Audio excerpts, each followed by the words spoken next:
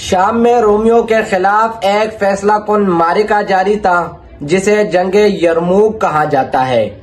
N لڑائی کے وقت ایک سفیر خلیفہ وقت حضرت عمر رضی اللہ تعالیٰ عنہ کا پیغام لے آیا جس میں خالد بن ولید رضی اللہ تعالیٰ عنہ کو ہدایت دی گئی تھی کہ خط ملتے ہی قیادت حضرت ابو عبیدہ بن جراح کو سونپ دیے۔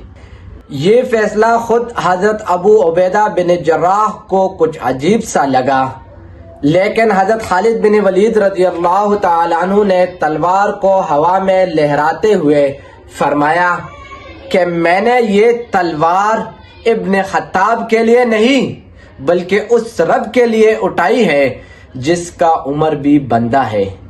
نہ کوئی ناراضگی نہ کوئی مزاحمت بلکہ قیادت نئے سپاسالار کو حوالہ کر کے لڑائی کو اسی طرح جاری رکھا جیسا کہ کچھ بھی تبدیل نہ ہوا ہو۔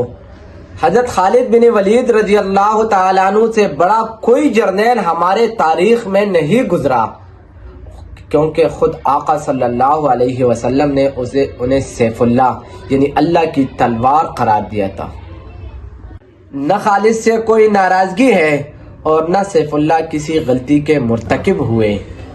یہ جملہ اسلامی حکمرانی کے بنیادی اصول کو نمایاں کرتا ہے۔ ہماری تاریخ کا روشن سبق یہی ہے کہ کوئی شخص خواہ کتنا ہی عظیم کیوں نہ ہو، وہ ریاست اور ادارے سے بڑے نہیں، چاہے وہ شخص کتنا ہی غیر معمولی صلاحیت کیوں نہ رکھتا ہو۔ آج جب ہمارے ملک میں ایک شخص کو مستقل تاحیات اور عملاً ناگزیر حیثیت کی بات کی جاتی ہے تو یہ سوال اٹھتا ہے کہ کیا اسلامی تاریخ میں اس کا کوئی مثال موجود ہے؟ کیا ہم نے اپنے اسلامی قیادت کو نہیں دیکھا؟ 27ویں آئینی ترمیم کے مباحث یہ فکر دوبارہ تازہ کر دیتی ہے کہ ملک ایک فرد کے سہارے نہیں چلتے بلکہ اصولوں، شفافیت اور اختیار کے باقاعدہ تقسیم سے چلتے ہیں۔ حضرت عمر رضی اللہ تعالیٰ عنہ کا موقف تھا کہ سپاسالار کا معیار وہ فتح نہیں بلکہ نظام ہے، اور یہی اصول کسی جدید ریاست کو مضبوط کر دیتا ہے۔